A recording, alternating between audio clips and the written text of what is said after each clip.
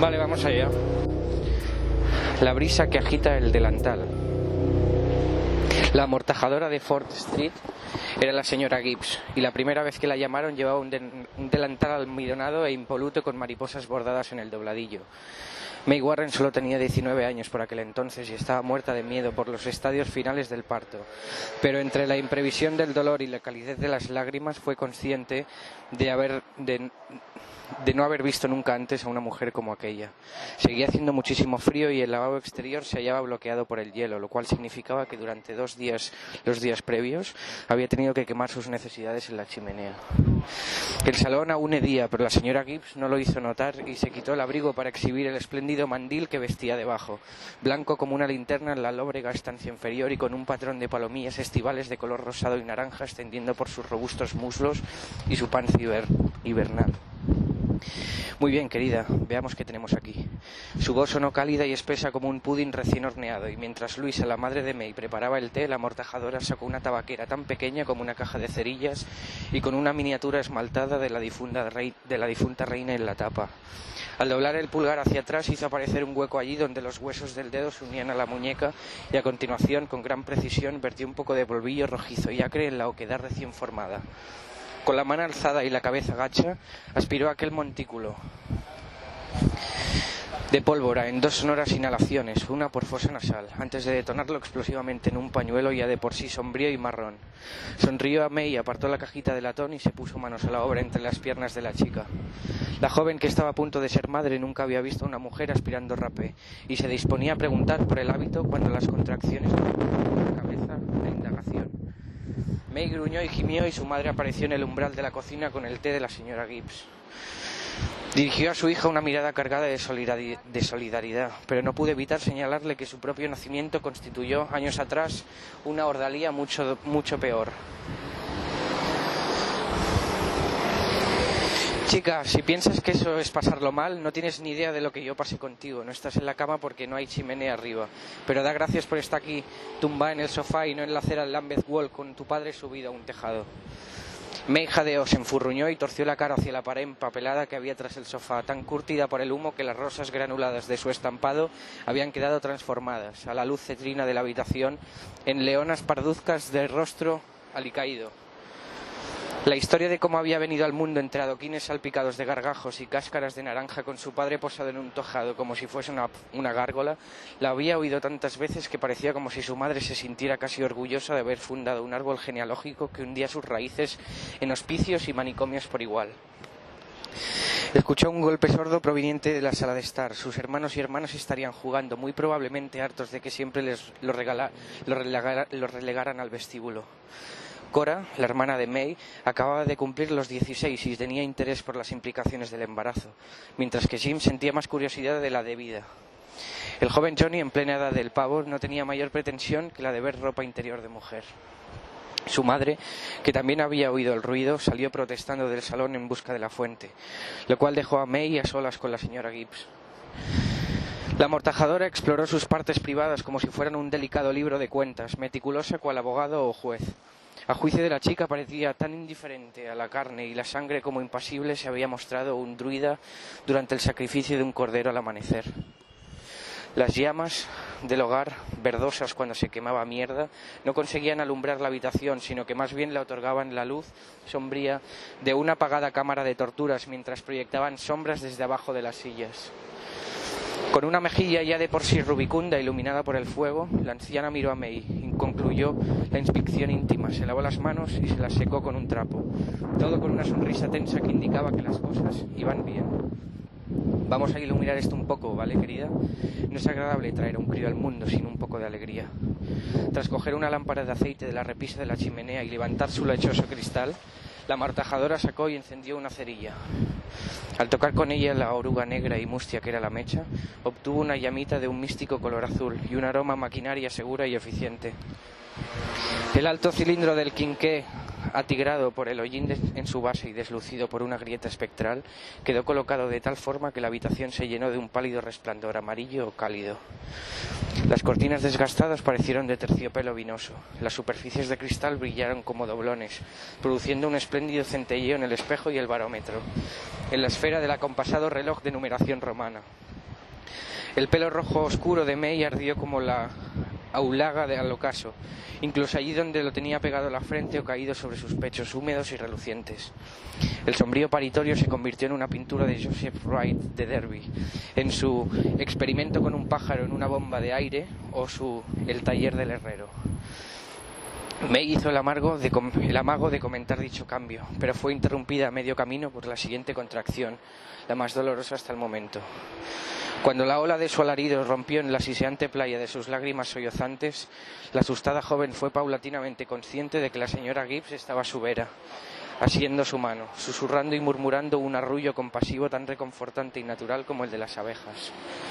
Sus dedos eran ásperos y apergaminados y también fríos, al menos comparados con los de May. Oír su voz la llevó de vuelta a la guardería. Cielo santo, querida, eso ha tenido que doler. A mi entender, de todas formas, no queda mucho ya. Intenta descansar mientras salgo un momento a hablar con tu madre. Creo que va a ser mejor que se quede fuera para tranquilizar a tu hermana y tus hermanos. Y así podemos lidiar con esto nosotras solas sin que nadie ande husmeando. A menos, claro, que prefieras que esté presente. ¿Es así? Fue como si la señora Gibbs le hubiera leído el pensamiento. May quería a su madre con la misma fiereza y agresividad con la que amaba a toda su familia y sus amigos. Pero aquellos momentos podían pasarlo sin que Luisa le contara que su sufrimiento había sido mayor y su rotura de aguas más copiosa, sin que pareciera que su dolor y vergüenza estuvieran compitiendo con los de su hija. Dirigió una mirada ansiosa a la señora Gibbs. Oh, no, déjela fuera, si no le importa. Como vuelvo a escucharla contándole a alguien cómo me parió en Lambeth Walk mientras nuestro padre miraba desde un puñetero tejado, juro por Dios que le retuerzo el condenado pescuezo. La señora Gibbs soltó una carcajada que sonó de lo más agradable, como a manzanas rodando escaleras abajo. Bueno, pues tendremos que evitarlo, ¿verdad, querida? Aguarda ahí quieta, que vuelvo en un periquete. Dicho lo cual, la amortajadora se escabulló del salón y con ella desapareció una ligera y picante esencia rapé que hasta entonces había pasado desapercibida. May permaneció tumbada en el sofá, respirando fuerte y oyendo la conversación apagada de la habitación contigua. Un único quejido de protesta que reconoció como propio de Johnny, y luego la voz de la señora Gibbs alzándose alta y clara pese al yeso y los ladrillos interpuestos. Si yo fuera tú, querido, aprendería a saber cuál es mi lugar. Si una amortajadora te dice que hagas caso, asegúrate de hacer lo que dice. Acompañamos la vida, conocemos sus vaivenes, sentimos cómo fluctúa hacia un lado y otro. Tus peores temores son el pan nuestro de cada día y no podemos perder el tiempo con niños ignorantes y maleducados. No te atrevas a moverte de ahí hasta que haya terminado. Tras un rendido farfullo de anuencia, seguido de un ruido de pasos y puertas cerrándose en el pasillo, la señora Gibbs regresó al salón con una sonrisa arrugada y unas mejillas de polichinela, como si no acabara de ponerle la piel de gallina a un revoltoso de 12 años. Su voz severa y gélida hacia un minuto fue dulce y añeja como un licor de barrica. Ya está. Creo que ya hemos enderezado las cosas. A tu hermano menor no le ha hecho mucha gracia y me he replicado, pero yo he sido firme. A nuestro Johnny le gusta montar numeritos. Tiene muchos pájaros en la cabeza y se llena la boca con eso de llegar a los escenarios y a los teatros. Pero de lo que vaya a hacer en ellos, de eso aún no tiene ni idea, asintió May. Pues montar espectáculos, sí que sabe ya, respondió entre risas la señora Gibbs. En ese instante las oleadas de dolor regresaron y sintió que sacudían sus huesos como troncos a la deriva antes de retroceder con una fuerza que supo que podía arrastrarla más allá de este mundo. Una de cada 5 madres seguía muriendo durante el parto y May notó un mareo al pensar cuán frecuentes eran aquellos espasmos de agonía fueran el último soplo de vida sentido por una mujer. Pasar de tal delirio a la muerte sabiendo que el bebé que había gestado durante tanto tiempo seguiría con toda probabilidad en el mismo camino, sabiendo que el linaje de la familia sería aplastado por los implacables engranajes del mundo, por esa maldita rueda de molino que giraba por toda la eternidad. Le infundió tal pavor que apretó los dientes. Gimoteó y apretó hasta que su rostro se puso rojo. Las pecas casi le reventaron en las mejillas y la señora Gibbs la regañó severamente. «Estás empujando. No te conviene empujar todavía. Le harás daño al bebé y te lo harás a ti misma. Respira, niña, respira y nada más. Respira como los perros». May trató de obedecer, pero estalló en lágrimas en cuanto la contracción menguó hasta un mero dolor residual. Estaba segura de que iba a morir en aquella habitación. Ella, la hermosa May Warren, al filo de los 20 años, respirando excrementos incinerados, tuvo el terrible presentimiento de que un hecho prodigioso se cernía alrededor, de que lo pretenatural se aproximaba, y lo interpretó como una señal de su propia muerte. Pero muy poco a poco se fue dando cuenta de que solo estaba sosteniendo la mano de la amortajadora y de que la señora Gibbs estaba allí inclinada sobre el sofá, enjugando el rocío de su ordalía, cantándole y susurrándole con voz suave: tranquila, lo estás haciendo bien, no te va a pasar nada. Mi madre fue amortajadora antes que yo, y su madre y su abuela lo fueron antes que ella. No podría jurarte que nunca hayamos perdido a una madre o a un crío, pero no han sido muchos. Yo a ninguno. Estás en buenas manos, querida, en las mejores. Además, de menuda pasta estás hecha. Según tengo entendido, eres la hija de Snowy Bernal. May hizo una mueca y se encogió de hombros. Su padre la avergonzaba. Estaba medio chiflado y no era ningún secreto. No desde que el año pasado lo hubieran llevado a juicio después de pasarse toda la mañana en el pub y plantarse en el tejado del consistorio borracho como una cuba, rodeando con un brazo la cintura del ángel de piedra que tenían arriba y declamando tonterías ante la extraña multitud congregada en Giles Street. Lo que le pasara por la cabeza nadie lo supo.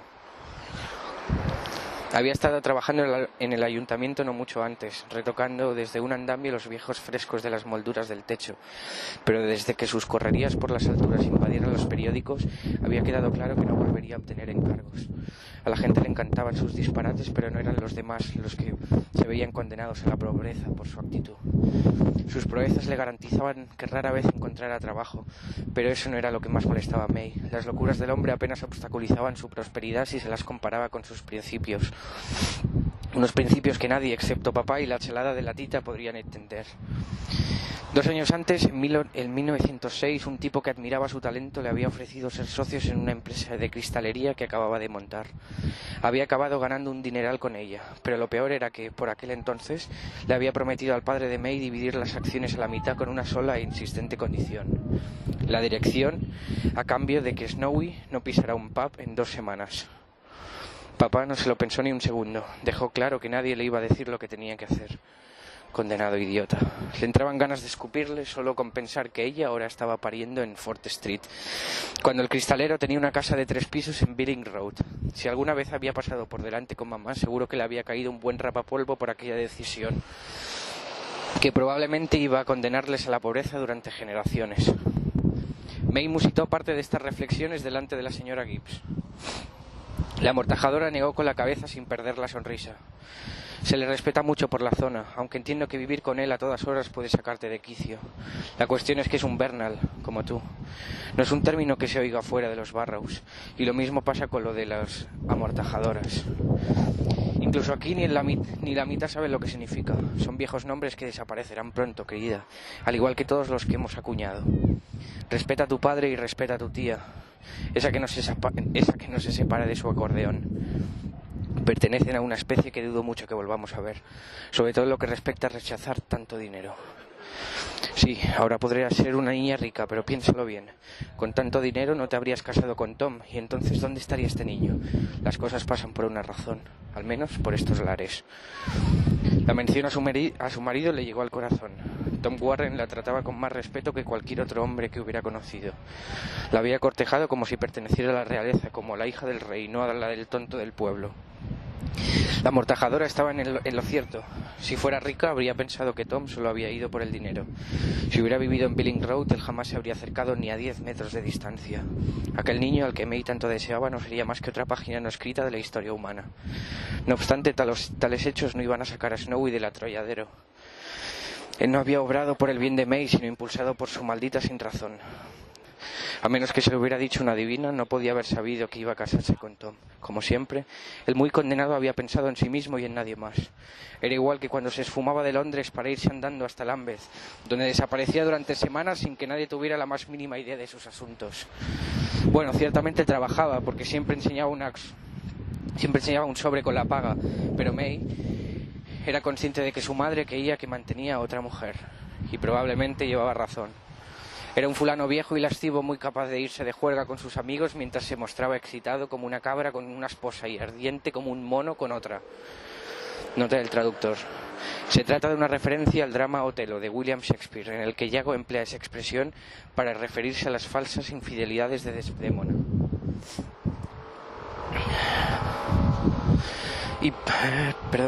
May esperaba que nada de eso se le hubiera pegado a su Tom, que había hecho muy buenas migas con su suegro. De hecho, los dos se habían ido juntos al pub aquella misma mañana para quitarse de en medio, ante la insistencia de May, por cierto, que no quería que Tom la viera de esa guisa. La chimenea emitía una luz que, dulce como la mantequilla, se extendía densamente por los pomos de bronce que coronaban los morillos. La sombra encorvada que proyectaba la señora Gibbs sobre el empapelado rosa de la pared parecía enorme, propia de un gigante o una parca. Un segundo.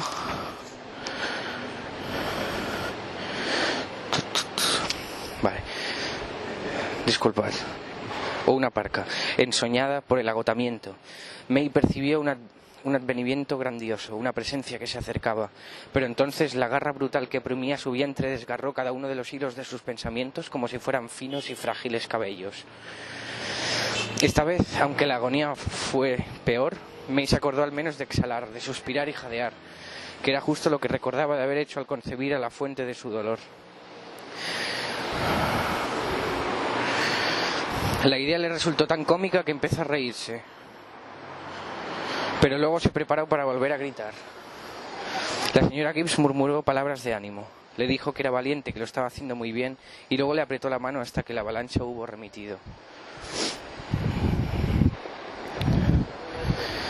Sus pensamientos eran piezas de un rompecabezas desordenado que se hallaba esparcido sobre el tapiz de su mente, formas vagamente distinguibles, de 1000 colores distintos, que se sintió obligada a ordenar y a escoger para determinar las esquinas, y luego los bordes, para distinguir en cada fragmento el azul del cielo y el moteado pascual del suelo.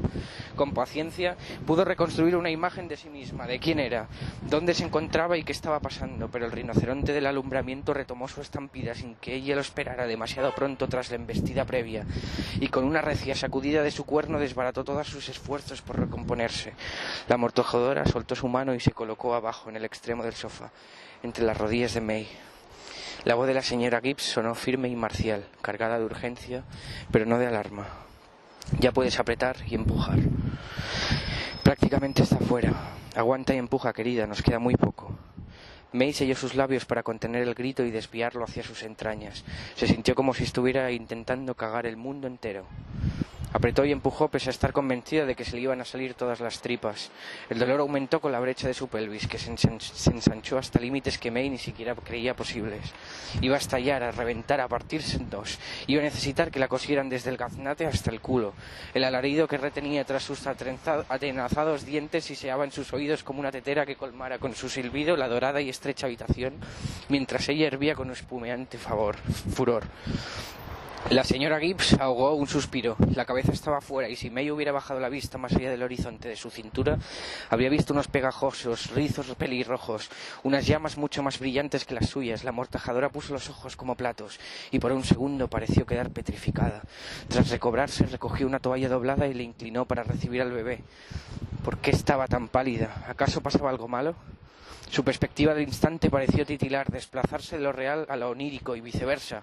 Llegó un fuerte viento a recorrer la casa en aquel momento dado, pese a que puertas y ventanas estuvieran bien cerradas. ¿Qué fue lo que agitó las cortinas y el mantel y las mariposas bordadas que revolotearon en el ondulante dobladillo del delantal de la amortajadora? La voz de la señora Gibbs, oída como a través de una tormenta, le indicó que con un último empujón bastaría. Y luego las incomodidades de los últimos 9 meses se escurrieron hacia el sofá, hacia un alivio más dichoso y absoluto que cualquiera de los que se hubiera imaginado en ese mundo. La señora Gibbs se dirigió hacia la maceta del alféizar para recuperar el cuchillo afilado que había hundido en su fresca tierra marrón, cerca de las raíces de un geranio ya marchito. Cortó el cordón resueltamente, de un solo tajo. May se incorporó con dificultad y recordó la cara que había puesto la señora Gibbs al ver asomar la cabeza del bebé. ¿Va todo bien? ¿Qué pasa? ¿Pasa algo malo? Su voz fue irregular, apenas un débil graznido. La amortajadora lo observó con un rostro sombrío y alzó el cuerpo envuelto en toallas que tenía acunado en sus brazos. ¿Va todo bien? Me temo... ¿Pasa algo malo? Me temo que sí, querida. Tanta hermosura resulta terrible. Cuando extendió los brazos, May entornó la vista contra la lámpara y la chimenea para evitar mirar el bulto, cuyo extremo iluminado era cobrizo por un lado y crema por el otro. ¿Qué habría querido decir aquella mujer? En un súbito ataque de pánico se dio cuenta de que el bebé no había llorado, pero entonces lo oyó maullar. Sintió luego como el envuelto bulto se movía entre sus manos, así que se arriesgó a abrir los ojos con cierta reticencia, como si fuera a contemplar un horno o el resplandor del mediodía. Su cabeza parecía el capullo de una rosa, aunque estuviera apelmazada y aplastada. May sabía que al florecer sería gloriosa. Sus ojos, que exhibían el azul espectral de los huevos de los petirrojos, eran grandes como broches y estaban clavados en los de May. Su color combinaba perfectamente con el cabello naranja del recién nacido.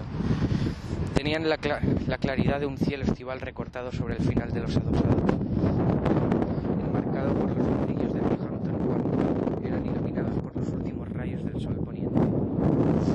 La piel del bebé era de un blanco colombino. Reflugía como si se hallara bajo un talco de perla molido, espolvoreado con primor sobre muslos y pies. Un lienzo imprimado a la espera de la suave pincelada del tiempo, las circunstancias y la personalidad. La tónica mirada de la joven madre vagaba por las extremidades de su primogénito, pero siempre regresaba, embelesada a sus ojos, a su rostro extraordinario. Era como si el universo se hubiera condensado en el tubo de un caleidoscopio.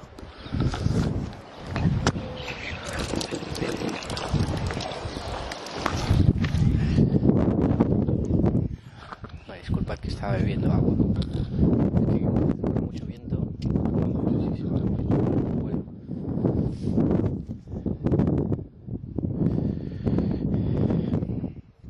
Disculpad. Su cabeza parecía el capullo de una rosa, aunque estuviera apelmazada y aplastada.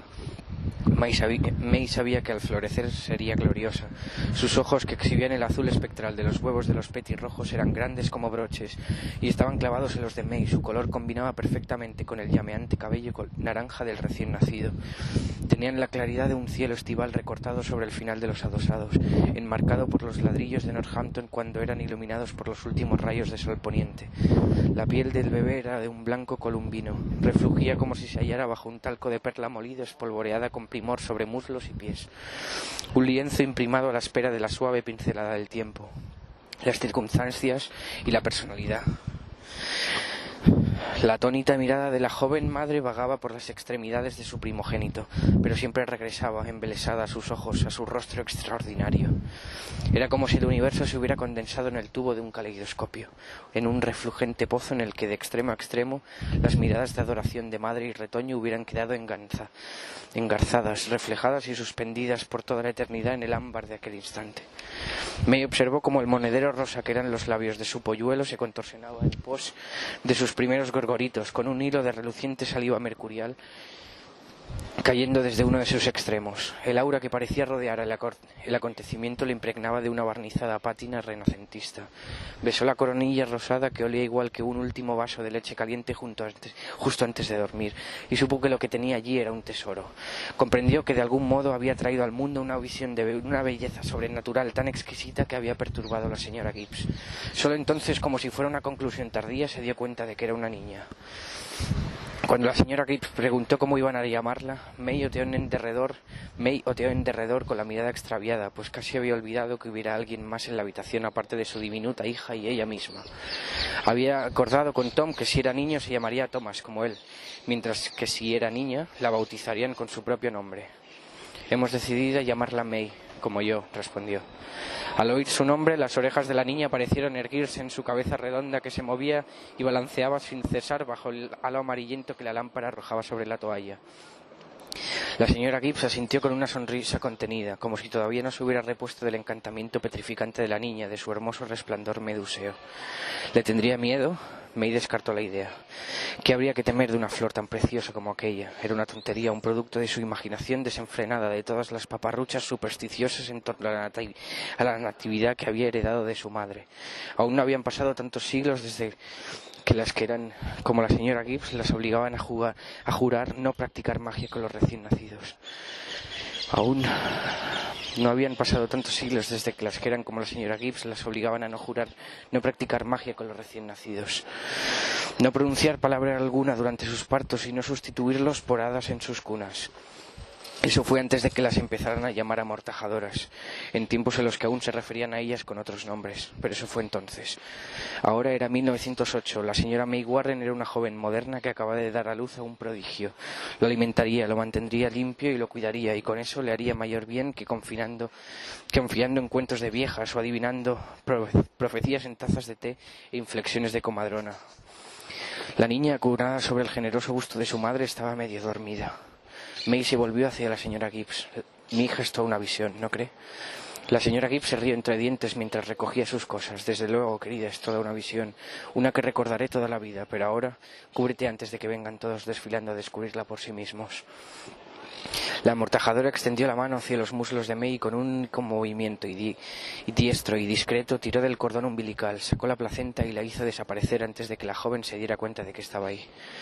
Mientras la señora Gibbs se deshacía de ella, May se recompuso lo mejor que pudo. Entonces, justo como la señora Gibbs había predicho, la familia se apelotonó para echar un vistazo. May se sorprendió de sus modales, pues caminaban de puntillas y hablaban con susurros. Luisa, su madre, estaba nerviosa y embelesada con el bebé, mientras que Jim se diría rojo de alegría o vergüenza, sonriendo y asintiendo encantado. Cora se mostraba aturdida por el aspecto de la cría y su cara le recordó mucho a la que la amortajadora había puesto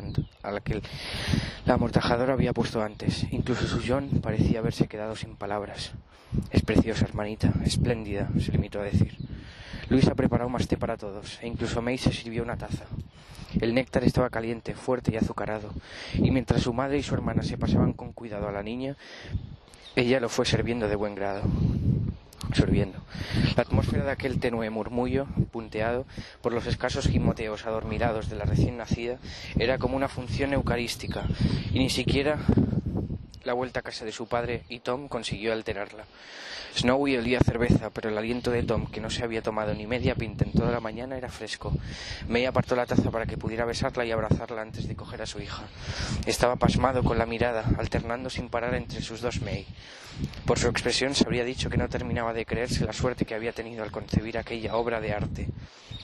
Tras devolvérsela a su esposa, salió a comprar flores. Su padre, medio borracho, declinó al sostener al bebé, lo cual les libró de la inconveniencia de prohibírselo. Se había tomado 6 pintas antes del mediodía y 2 comiendo, todas pagadas con los bocetos, las caricaturas y los retratillos cómicos que hacía la gente, que correspondían a aquellos insultos invitándolo a cervezas. Pero por más prolífica que hubiera sido la mañana, May veía extraño a su padre. May veía extraño que su padre hubiera pillado tal cogorza para el nacimiento de su nieta. Igualmente raro era el humor melancólico que parecía haberle suscitado el alcohol. Pese a la consternada lente de lágrimas que se le interponía, el muy sensiblero no podía apartar los ojos de la pequeña May. Jamás había creído que su padre albergara una vena tan sentimental en aquella constitución escuálida, absorta e ingenua. Notó que hacía que le cayera mejor. Pensó que ojalá fuera así todo el tiempo. Snowy pasó a observar a la May adulta. A aquellas alturas los pliegues de los párpados se le habían desbordado y la humedad corría por sus mejillas. No lo sabía, pequeña. Jamás lo hubiera soñado. Sabía que iba a ser un bombón como tu madre o tú, pero no una preciosidad como esta. Es muy duro, hija, porque es lindísima. Alzó una mano, la puso sobre el brazo de May e intentó disimular sin éxito su voz quebrada. Quiérela mucho, May, quiérela con todas tus fuerzas. Tras aquello su padre salió disparado de la habitación. Le oyeron subir las escaleras a pisotones, probablemente para dormir la mona de tanta cerveza. A lo largo de toda la escena la señora Gibbs permaneció sentada y callada, bebiéndose su té y hablando cuando se le hablaba. Luisa, la madre de May, le deslizó subrepticiamente los 2 chelines, el doble de la tarifa habitual, pero la amortajadora le devolvió uno de ellos firmemente. Con todo el respeto le digo, señora Bernal, que si hubiera salido fea, yo no le hubiera cobrado la mitad. Entonces se encorvó sobre el sofá para decir adiós a May, que le agradeció todo lo que habría hecho. Ha sido usted una bendición de Dios. Cuando venga la siguiente me aseguraré de que vuelvan a buscarla. Me he hecho la idea de que quiero 2 niñas, y luego se acabó, así que supongo que ya nos veremos cuando vaya a dar a luz a la segunda. En respuesta, la joven solo obtuvo una sonrisa tenue. Ya veremos, querida, ya veremos, dijo la señora Gibbs. Se despidió de la familia, deteniéndose un poco más con la pequeña May, y dijo que no hacía falta que la acompañaran. Se puso su sombrero y su abrigo. Pudieron oírla avanzar por el pasillo, forcejear brevemente con el pestillo y encajar la puerta principal tras salir. El gemido discordante de un acordeón se deslizó sobre la superficie del río para mecer junto a la luz aquella tarde de septiembre. Con su hija de 18 meses en brazos, May se encontraba en el puente de hierro forjado que unía la isla fluvial con el parque, y desde allí distinguió a su tía Tursa, como un pequeño punto marrón que en lontananza caminaba por el extremo más alejado del césped hacia el mercado de ganado. Aunque estaba demasiado lejos como para verla claramente, pudo imaginarse con todo detalle cada uno de los penosos rasgos de su tía, a la que consideraba la mayor vergüenza de la familia junto con su propio padre, Snowy. Pudo figurarse su cabeza con forma de pájaro y su pico altanero, sus ojos pálidos y fijos, ese pelo gris que afloraba en mechones y que daba la impresión de que sus sesos debían estar derritiéndose. Llevaría sus zapatos marrones, su abrigo marrón y el condenado acordeón colgado al cuello como el albatros de un viejo marino. Vagaba día y noche por las calles improvisando, con los dedos revoloteando sobre las teclas grises del pesado instrumento.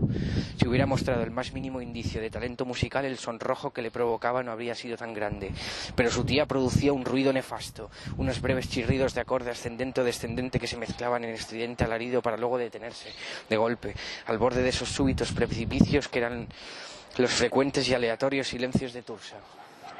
Los 7 días de la semana, desde el mediodía hasta la medianoche, uno podía escuchar aquella pavorosa cacofonía reverberando por patios y chimeneas, asustando a gatos y despertando a niños en cunas, espantando pájaros y mostrando lo mejor de los Bernal. Detenida sobre el puente, May observó la ruidosa mota sepia que era su tía mientras la muy chiflada avanzaba, como una garza, por la orilla de Beckett's Park, desde donde las hojas rompían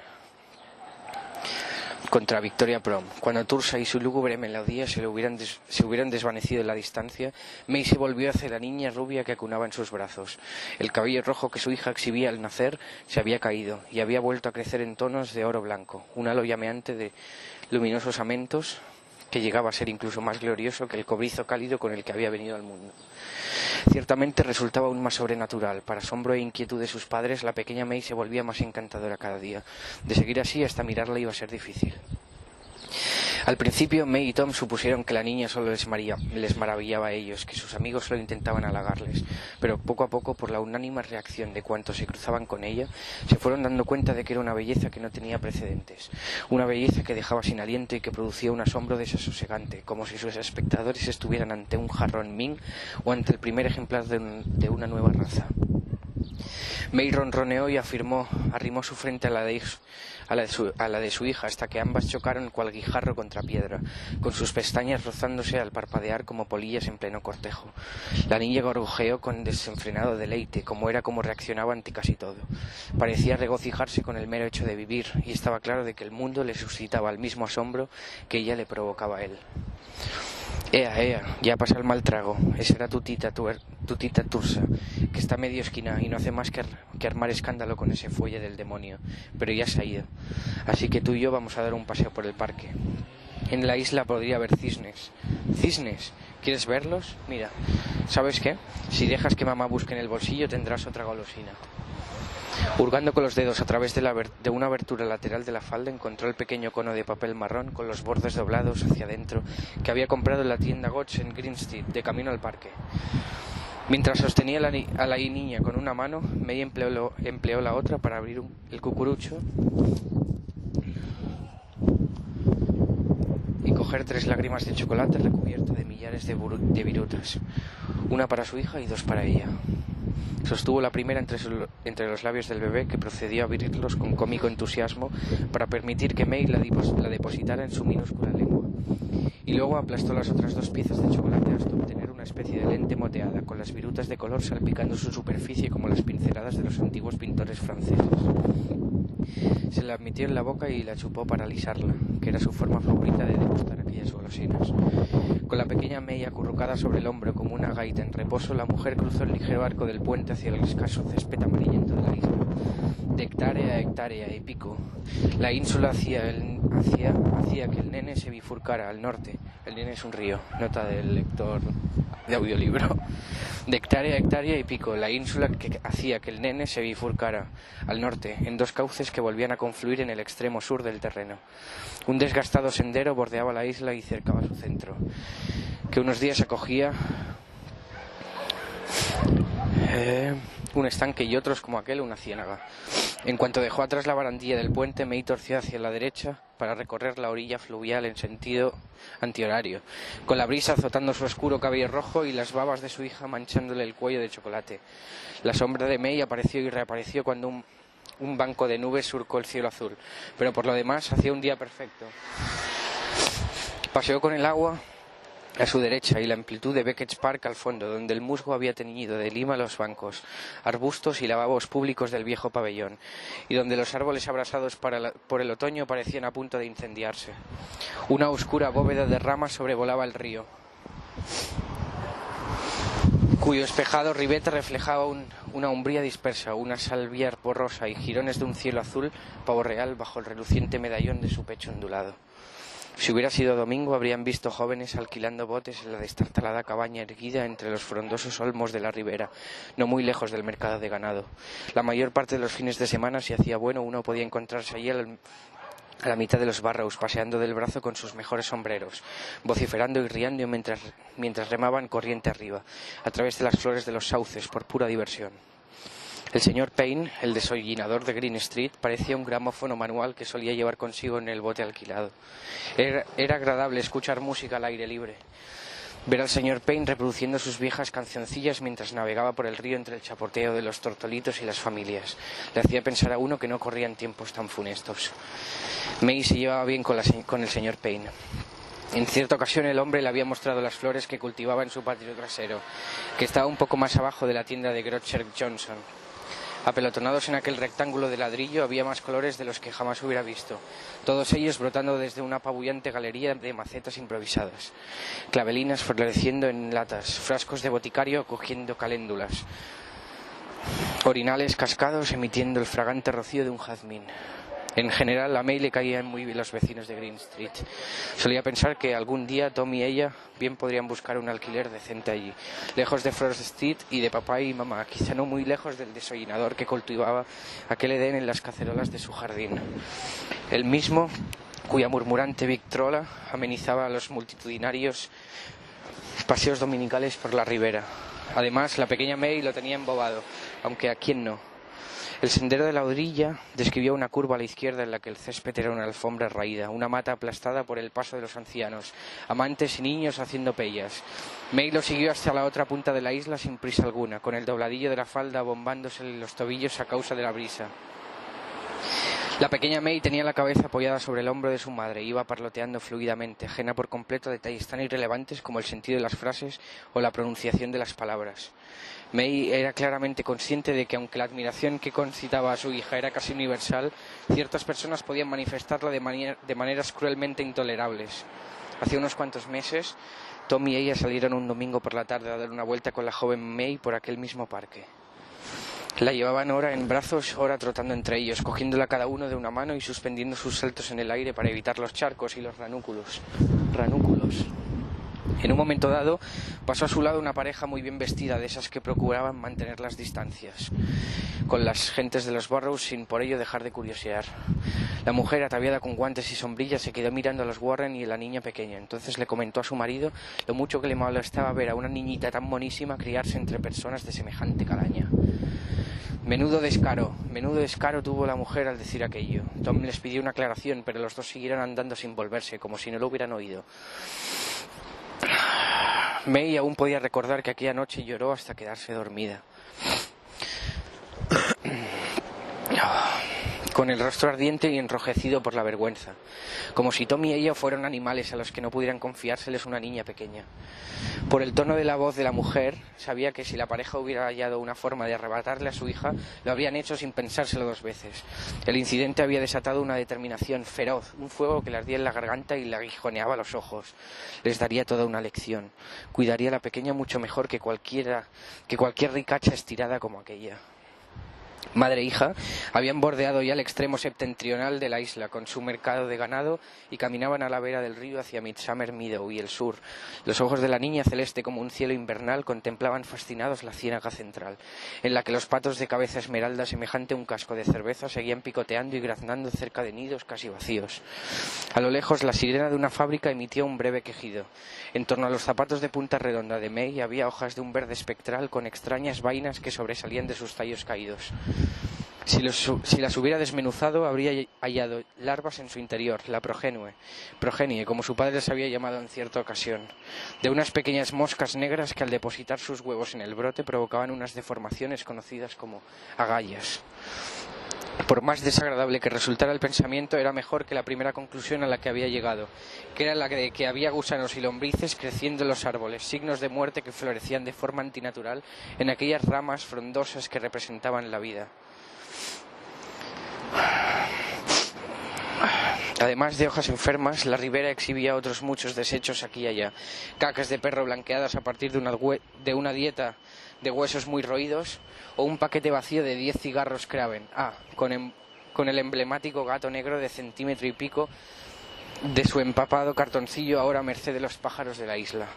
Aparte también había unos pantalones, unos bombachos de mujer, blancos y arrugados, tirados en el césped entre las raíces de los árboles. Algunas parejas iban allí a bajárselos lejos de las farolas de gas de Victoria Prom. Ahogaban el murmullo del río bajo sus gemidos y luego no recogían lo que habían tirado. May chasqueó la lengua en señal de desaprobación. Aunque ella y Tom solían hacer lo mismo antes de casarse, allí por la noche, a la vera del río, él por encima de ella, y luego se sentaban a hablar, abrazados bajo un árbol. Sí. Apoyaba su cabeza sobre el pecho de Tom y escuchaba los latidos de su corazón, y luego se dedicaban a admirar a lo lejos el extremo más alejado del cauce, los montones y raíles de tren que se extendían hacia la abadía de Delapré. Ella lo escuchaba, callada y maravillada, mientras él le contaba relatos de historia, la asignatura que mejor se le había dado en el colegio. Según le contó, el conflicto entre la casa de Lancaster y la de York, llamado la Guerra de las Dos Rosas, se había decidido en el terreno que quedaba justo en la orilla contraria en la que May se encontraba recorriendo en aquellos instantes. El rey fue capturado en el vertedero que los Barrows aún tenían por patio trasero. Tendida allí y medio dormida, solía fantasear con todos los hechos relevantes que habrían visto aquellos campos, mecida por los susurros de un prometido cuyo semilla colgaba fría de los dientes de león más cercanos. El recuerdo le causó tal ardor entre los muslos que May tuvo que pararse y sacudir la cabeza para ahuyentarlo, y solo entonces pudo concentrarse en la tarde de viernes que iban a pasar su hija y ella. Siguió avanzando bordeando la curva que describían la isla en su extremo sur, para regresar en dirección al puente. De vuelta en la zona principal del parque, echó un vistazo para ver si Thursa andaba cerca. Sin embargo, su tía se había marchado hacía un rato, al igual que el resto de los presentes. Quizá lo hubiera hipnotizado con una disparatada melodía de su acordeón, cual flautista de Amelín, con las solapas de su abrigo marrón al viento y su pelo gris alborotado como el humo de una chimenea. May soltó una carcajada y su hija la imitó. Las únicas personas que pudo atisbar se hallaban cerca de Dernate y el hospital, madres e institutrices que iban empujando carritos por Becketswell, sito en una de las esquinas del parque. Gente cursi. Hasta sus sirvientas la ponían nerviosa, vaya, porque la miraban como si fuera a robarles el bolso, pese a no ser de mejor cuna que ella. Aunque, bueno, estrictamente hablar, no, eso era casi todo cierto. May había nacido junto a desagües llenos de mierda, así que cualquiera tenía mejor cuna de ella. No por ello era una mala madre, desde luego, y no hacía que aquella dichosa mujer llevara razón. Cuidaba de su pequeña mucho mejor que aquellas repipis de las suyas. Por lo que decía el joven médico, tal vez incluso se preocupara en exceso. Resultaba que la joven May no paraba de resfriarse, un poco de tos y unos estornudos como cualquier bebé.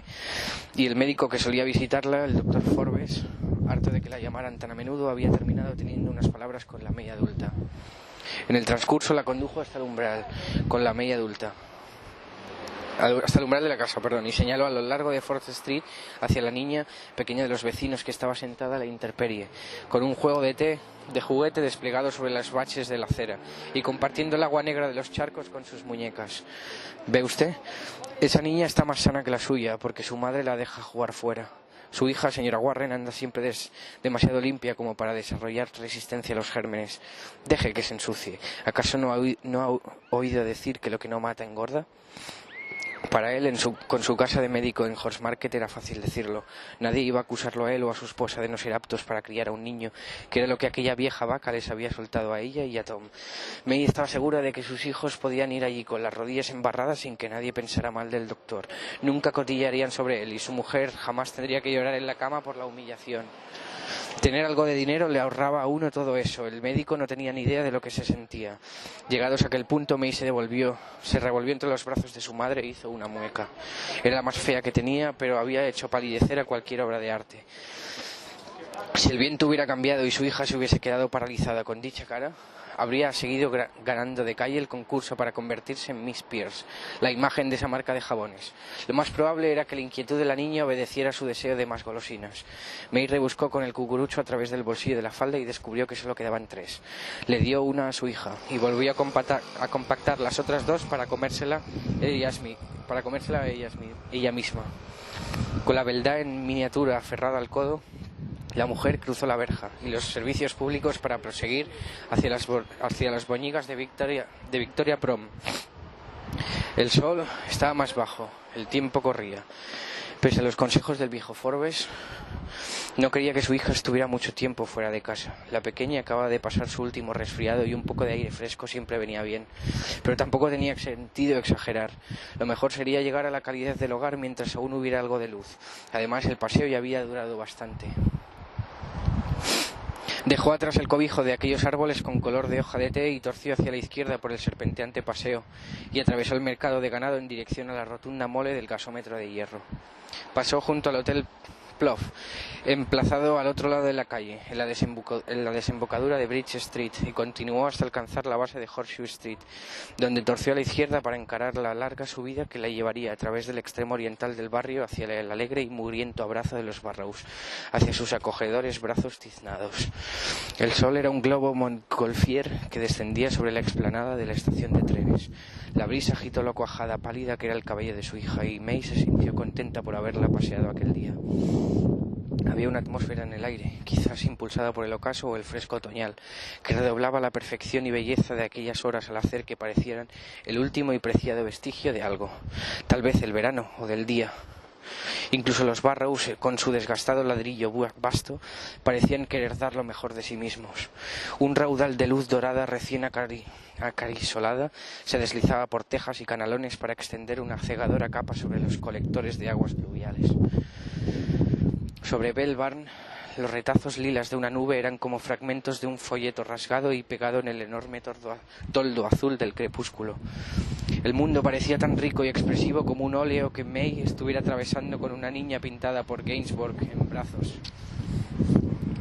Al otro lado de la bulliciosa y concurrida Horseshoe Street, con sus adoquines engrasados por fibrosos pegotes verde oliva, estaba el solar que antaño ocupaba la iglesia de San Gregorio, o eso le había contado su padre en cierta ocasión.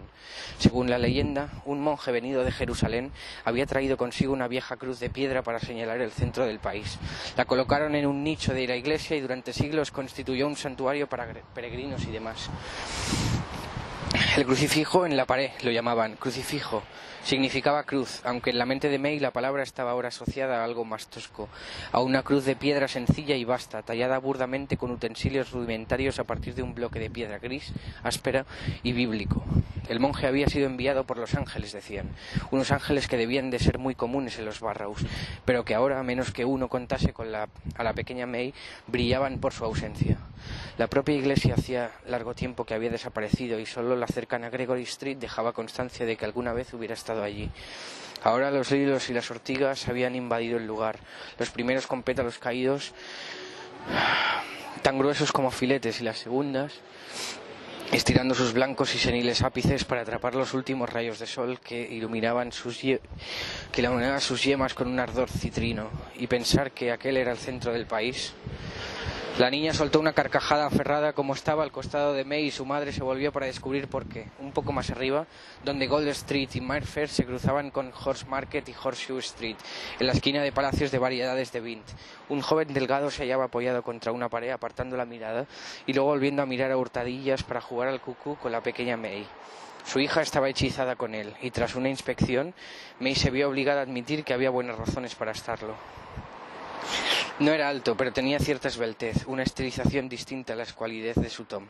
El pelo del fulano era más negro que sus zapatos, casi un nido vaporoso de regalices sueltos. Sus ojos de largas pestañas afeminadas eran aún más oscuros y parpadeaban coquetamente para bromear con la niña. El tipo parecía estar encantado de conocerse, pensó, y ella estaba encantada de conocerlo a él. Tenía calados a esa clase de hombres y sus tácticas con los bebés. Entablaban conversación a través de los críos para que las insinuaciones no resultaran tan obvias. Durante el último año y medio había sido de lo más frecuente durante sus paseos con la pequeña May. Con una heredera tan fascinante a veces era agradable ser el centro de la atención. Los silbidos y los guiños la traían sin cuidado siempre que no provinieran de un borracho o un matón. Cuando así era no tardaba mucho en ahuyentarlos, porque era lo bastante dura como para cuidarse solita. Pero si el fulano era presentable como aquel, no creía que flirtear un poco o pararse 5 minutos a charlar pudiera hacer daño alguno. No era que no quisiera a su Tom o que tuviese ojos para otro que no fuera él, pero ella solía ser un bombón y echaba de menos las miradas y los cumplidos. Además, al aproximarse al maromo le dio la impresión de que le sonaba su cara, aunque habría jurado por su vida que no sabía de qué lo conocía. Si nunca lo había visto, entonces debía ser un déjà vu, la sensación de vivir algo que ya había sucedido antes. Por su parte, a la hija de May parecía gustarle el sujeto que poseía un don especial para hacer reír a los niños. Cuando el hombre volvió a girarse con fingida timidez para entrever a la pequeña, se encontró con que su madre también le devolvía la mirada. May habló primero para tomar la iniciativa y le dijo que con su hija se había ganado una admiradora, a lo cual respondió con la tontería de que él había admirado a la niña antes que la niña a él. Sabía como ella que eso eran paparruchas, pues en quien tenía puesto el ojo era en la May adulta. Pero ambos siguieron con el juego. Además, ahora el tipo podía ver que estaba casada. El fulano se deshizo en zalamerías hacia la pequeña May, pero en general pareció hacerlo con sinceridad. Dijo que iba a acabar en los escenarios, que iba a convertirse en la mayor belleza de su tiempo y demás. Él mismo era cómico, iba a actuar en el Palacio de Vint más tarde y estaba pasando el rato en la esquina mientras calmaba los nervios fumándose un pitillo o dos. Fumando y viendo pasar mujeres, añadió May para sus adentros, aunque lo dejó correr porque estaba disfrutando de la charla. Le dijo su nombre y el de su hija, y él contestó que se llamaba Outry, un apodo que ella no había oído desde la infancia cuando vivía con su familia en Lambeth. Aquello pareció poner en marcha los engranajes de su mente y al final cayó en la cuenta de dónde lo había oído con anterioridad. Era un chaval de su edad que vivía en West Square, cerca de St. George's Road. Lo veía cuando salía de paseo con mamá y papá y lo había reconocido por los ojos bonitos. Tenía un hermano que por lo que recordaba era mayor, pero cuando se lo dijo pareció mirarla como si hubiera visto el fantasma de un pasado que creyera haber dejado atrás, como si lo hubieran pillado. La confusión del hombre y sus ojos de sorpresa la hicieron reír. El tipo no se lo esperaba. En ella había encontrado a la horma de su zapato. May jugó con él un poco más y luego, apiadada, dejó de chincharle y le confesó que también había nacido en Lambeth. El hombre pareció aliviado. Evidentemente la había tomado por una sibila o un oráculo y no por una forastera salida de los barrios bajos londinenses igual que él. Tras haberlo puesto en su sitio, el hombre empezó a comportarse como si ya no tuviera que actuar, y la charla fortuita se volvió más cálida y relajada sin necesidad de aparentar. Hablaron de todo un poco, de las aspiraciones escénicas de su hermano John, de la propia historia del Palacio Bean, y así siguieron. Él, ella y la niña, todos en una alegre plática mientras el cielo de los Barrows pasaba, de brocado a zafiros sobre sus cabezas. Al final su hija empezó a revolverse entre sus brazos y ella, consciente de que no quedaban más golosinas, decidió que lo mejor sería llevarla a casa para prepararle sus emparedados de carne antes de la hora del té. Se despidió del apuesto payaso y le deseó suerte en el espectáculo de aquella noche. Él le dijo que cuidara a la pequeña May. En el momento no le sonó raro. Aunque la subida por Horsemarket no le llevó mucho tiempo, la niña empezó a pesarle en los brazos tras tantas horas de caminata. Al pasar junto a las majestuosas viviendas que servían de residencia a los médicos, todas ellas cálidas e iluminadas, se preguntó cuál sería la del doctor Forbes. Más allá de sus cortinas descorridas, vio a niños recién llegados del colegio, sentados en mullidos sofás junto a chimeneas arrebatadas, comiendo magdalenas y leyendo libros edificantes. Sintió un breve resentimiento hacia su padre. Si no hubiera desdeñado el cargo de director, si alguna vez hubiera pensado en otra cosa que no fuera su obstinado ego, ella y su pequeña May habrían podido estar ahora allí dentro, cómodas y bien alimentadas, con su hija leyendo en su regazo un libro ilustrado de cubiertas estampadas y brillantes pliegos. Resopló y luego torció hacia St. Mary's Street. Frente a ella, el cielo de ponente exhibía los moratones propios de los rigores del día. Un púrpura que salpicaba la oscuridad sobre los tejados de Pike Lane y la contigua Quart Pot Lane. A May le sobrecogía el modo en que caían las noches a finales del año. St. Mary's Street parecía embrujada en la penumbra. Los umbrales de las casas succionaban las tinieblas y las puertas astilladas de los patios de trabajo restallaban sus cadenas. La niña iba en su pecho como una vela rubia en mitad del crepúsculo concurrido. Debían decir que no le sorprendería en absoluto que el gran incendio se hubiera originado allí hacía ya más de 200 años.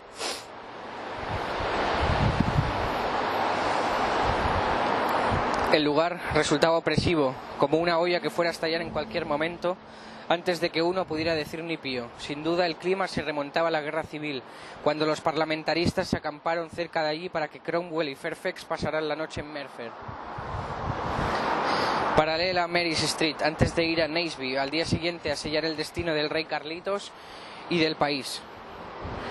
No era Pike Lane donde habían hecho sus picas, eso era al menos lo que contaba el padre de May. Prosiguió por Dodge Street y atravesó el enterramiento que discurría desde la iglesia hasta Dodge hasta Chalk Place. El reverendo Dodge, que solía predicar allí, no había exhibido la fuerte fuerza destructiva del viejo Oliver Cromwell o la del incendio, pero también había sido incendiario a su manera en la defensa de los inconformistas y de los pobres. Así que contribuía a la atmósfera agitada del paraje. May aceleró el paso a través de las malezas del camposanto con la esperanza de que su hija no se enfriara. En Chalk Lane, junto al muro occidental de la capilla, la pequeña empezó a alborotarse mientras señalaba la extraña puerta a media altura, como si quisiera saber para qué servía. A mí no me preguntes, cariño, que yo no tengo ni idea. Venga, vámonos a encender la chimenea para cuando vuelva papá del trabajo.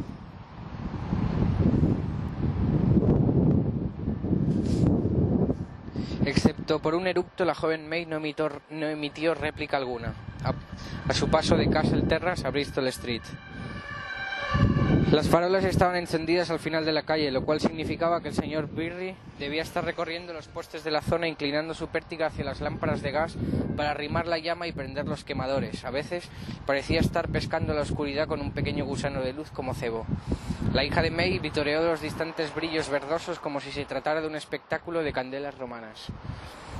Mientras proseguían hacia la esquina de Fort Street, escucharon un repiqueteo similar al cierre de un tendedero. Un traqueteo que se acercaba desde los adosados en penumbra que tenían detrás, y que sonaba como si alguien estuviera arrastrando unos tablones por los adoquines. Al instante se vieron interpelados por una voz que era tan espesa como un caldo. Vaya, pero si son la señora y la señorita May. Apuesto, señoras, a que vuelven ahora a casa tras estar todo el día deambulando por la ciudad. Era Charlie el negro de Scarletwell, que iba por ahí con su carro de chatarra y una bici que tenía cuerdas en lugar de neumáticos. El ruido que había escuchado procedía de los bloques de madera que llevaban atados a los pies para poder frenar. May se rió al verlo y le regañó por asustarlas, aunque lo cierto era que no lo había hecho. El hombre era una de las maravillas locales y a ella le caía bien. Aportaba un toque de magia al lugar. Charlie el negro, menudo respingo he dado, viejo canalla.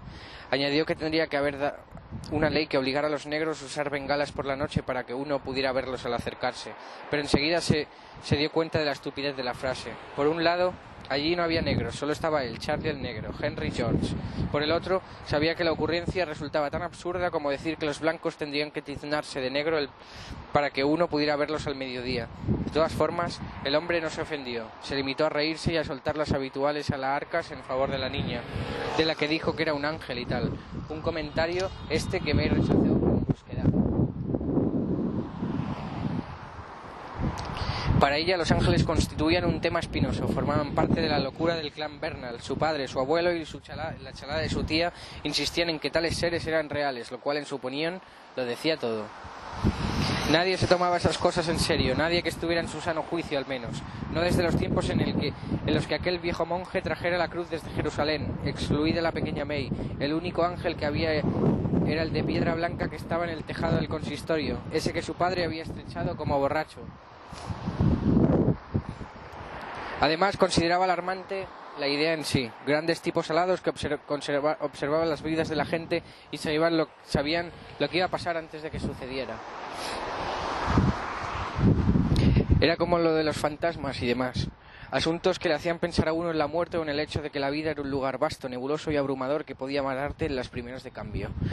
Procuraba no profundizar en lo ultraterreno, más aún estaba segura de que en caso de existir los ángeles serían unos repipis y que la juzgarían como aquella pareja de Beckett's Park. Durante un rato estuvieron charlando con Charlie el negro. La niña, Dios la bendiga, se entregó al máximo, pues lo llamó Char Char, y hasta le agarró la rizada barba blanca que le había crecido en el mentón.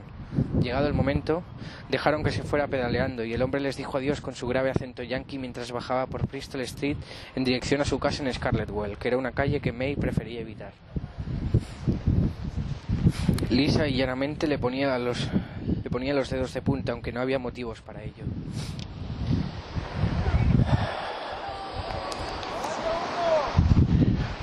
Los domingos solía retozar en ella, borracha junto al Friendly Arms, la extraña criatura de Nude Park.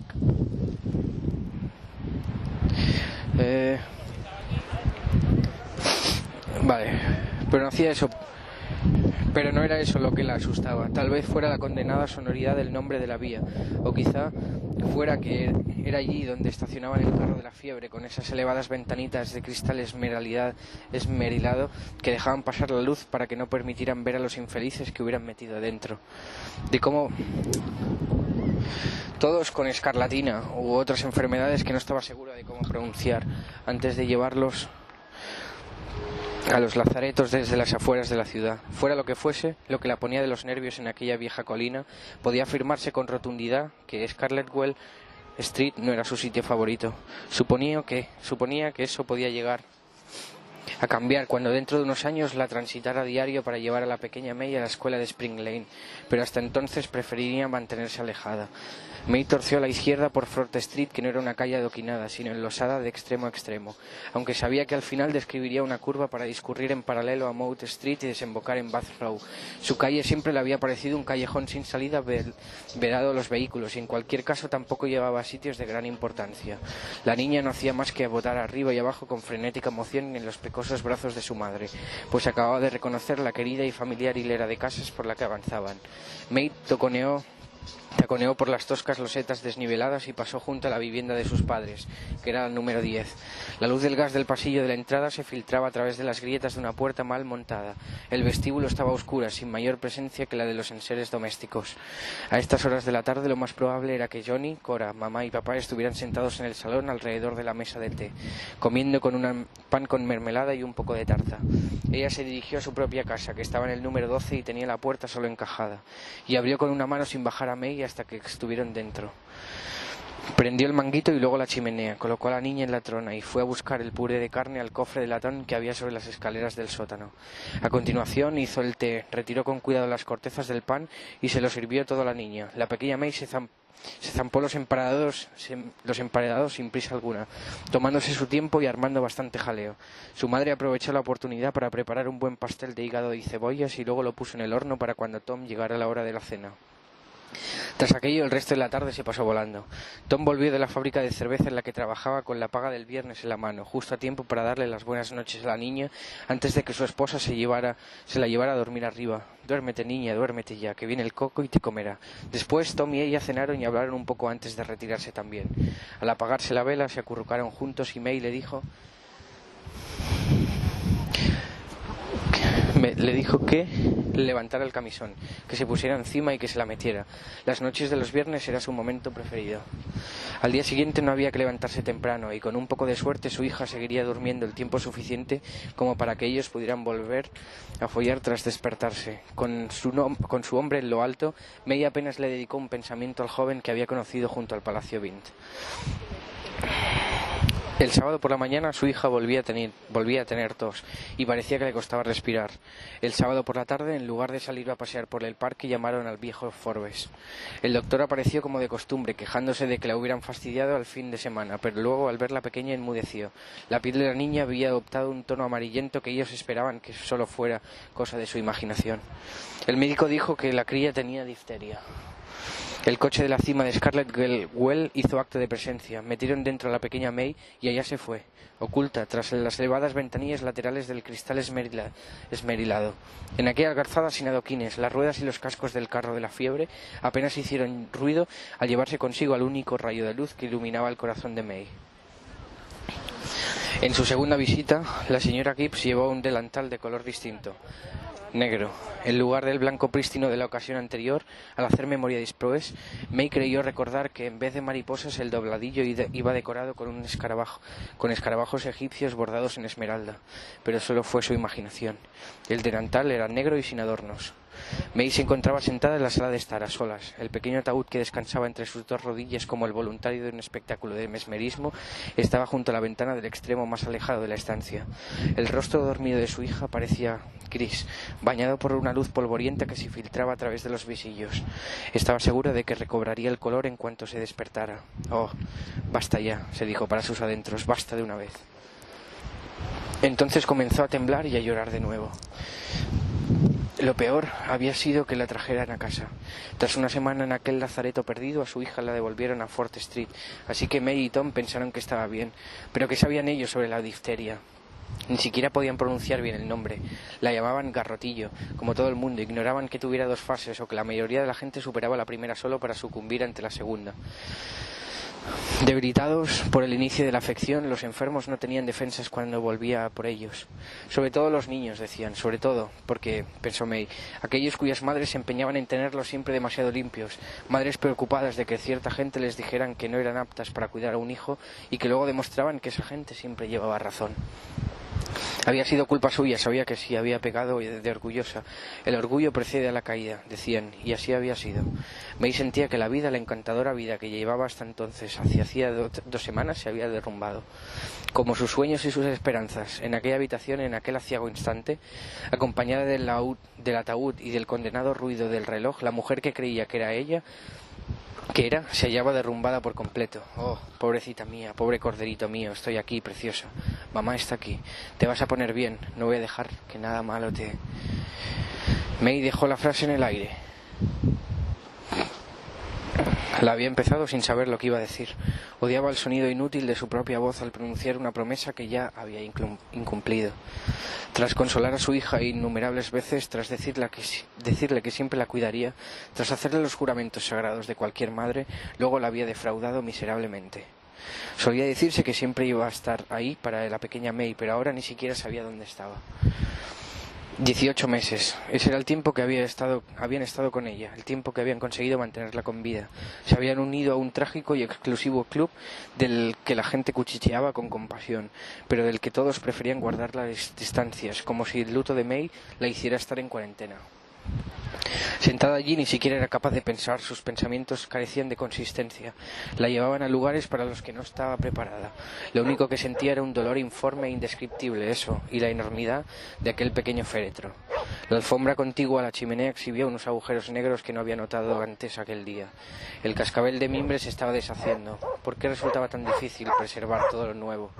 Como la puerta nunca estaba cerrada, May no oyó entrar a la amortajadora. Levantó la vista de la alfombra y sencillamente se encontró a la señora Gibbs de pie junto a la silla, con su delantal salpicado de unas motas de polvo que le hacían parecer una polilla negra que tuviera plegadas sus alas moteadas. Fue como si los últimos 18 meses jamás hubieran transcurrido, como si la señora Gibbs jamás hubiera llegado a abandonar la casa aquella primera vez.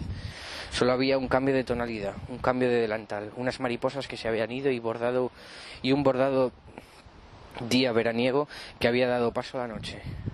Era como jugar a buscar las diferencias. El bebé de May también había cambiado.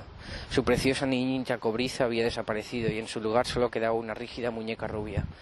La propia May representaba otro cambio. No era la misma que había dado a luz.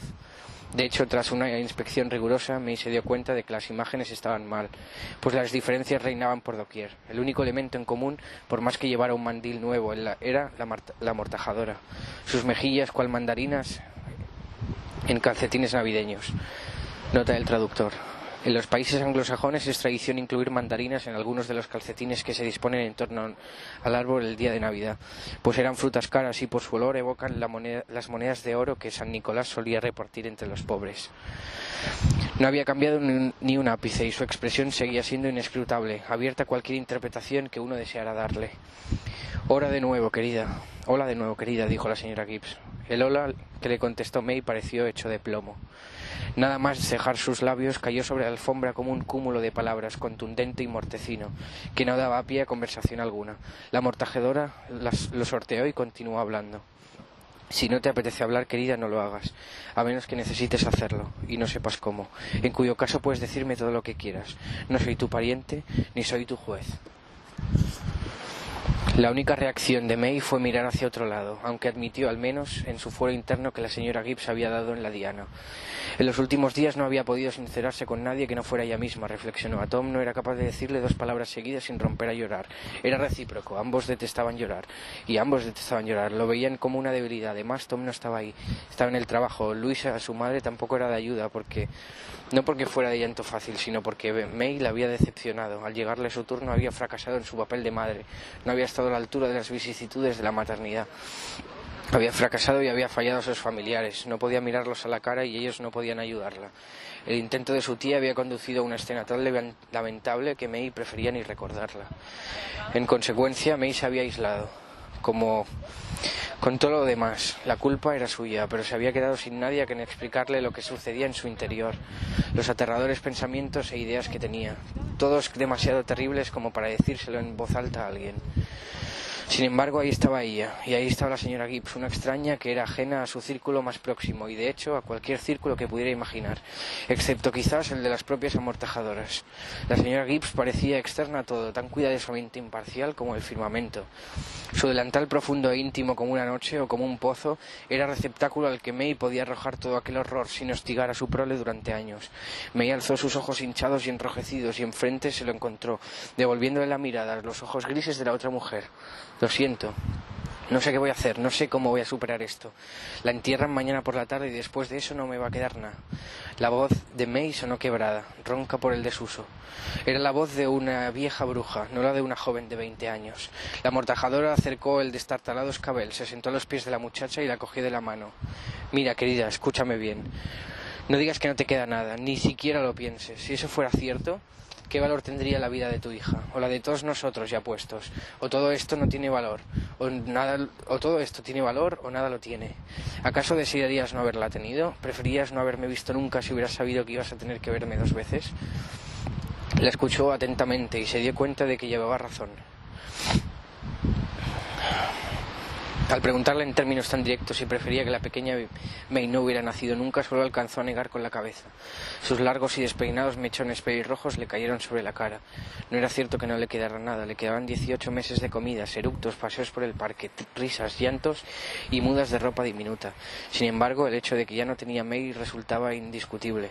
Conservaba los recuerdos de la pequeña, sus expresiones favoritas, sus gestos, sus gorgoritos preferidos, pero le dolía saber que no iba a poder añadir nada más a la lista. Y conste que aquello solo era la parte más egoísta del duelo, la autocompasión por lo que había perdido. Su hija, que se había adentrado sola en la oscuridad, merecía aún más compasión. May miró a la señora Gibbs con desesperación. ¿Y ella qué? ¿Qué hay de mi May? Quiero creer que está en el cielo, pero no es así, ¿verdad?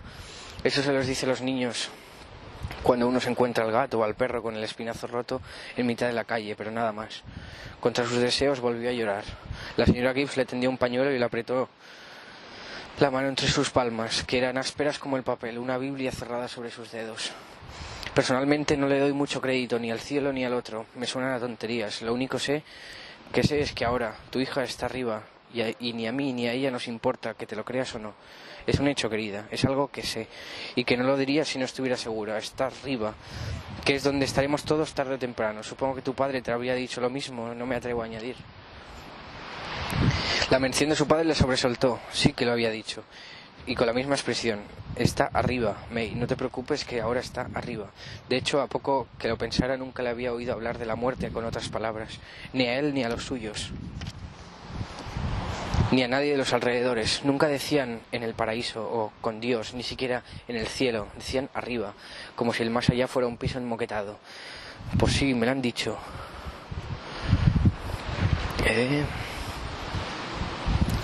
Pues sí me han dicho, pero ¿qué significa? Usted lo dice como si no fuera en el cielo y las nubes. ¿Qué es arriba? ¿Dónde está? ¿Cómo es? Ella misma se dio cuenta de que su voz sonaba cabreada, contrariada porque la señora Gibbs mostraba esa petulancia en un asunto tan terrible como aquel.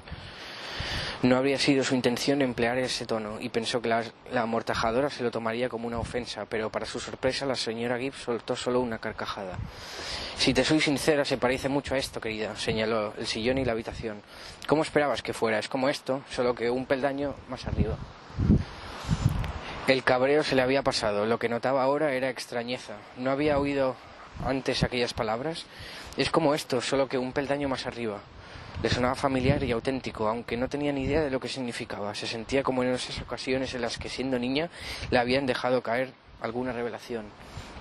Como cuando Anne Brooke le contó los misterios de la vida, diciéndole que los hombres se ponen semen en el pito para metérselos a las mujeres en la raja. Aunque en su momento pensó que el semen era jabón en polvo que se introducía con un pene en forma de cuchara, también supo que la idea en sí era cierta, daba sentido a cosas que antes no comprendía. Otra vez mamá la llevó aparte y le explicó muy seriamente para qué servían las compresas. Ahora sentada la señora Gibbs sentía lo mismo. Era uno de esos instantes de la existencia en los que descubres algo que todo el mundo sabía, pero de lo que nunca se hablaba. Le echó un vistazo al ataúd que había en el extremo más alejado de la habitación y supo de inmediato que todo era una patraña. Arriba solo era un nombre distinto para mentar el cielo, la misma vieja historia recitada de memoria para consolar a los afligidos y que se callaran de una vez. Era la atmósfera creada por la señora Gibbs, su forma de ser, lo que le hacía parecer casi verdadera. ¿Qué iba a saber ella sobre la otra vida? Era una vecina de los Barrows, como May, salvo que era amortajadora, claro, lo cual confería mucho más peso a las naderías que decía. La señora Gibbs le apretó la mano y volvió a hablar. Como te decía, querida, poco importa que nos creamos en estas cosas. La Tierra es redonda aunque creamos que es plana. Lo único que cambia somos nosotros. Si sabemos que es esférica, la posibilidad de caernos por los bordes deja de asustarnos.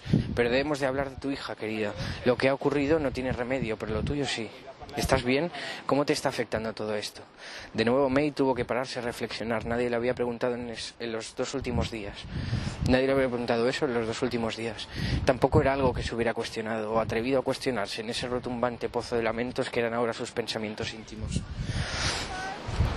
¿Estaba bien? ¿Cómo le estaba afectando todo aquello?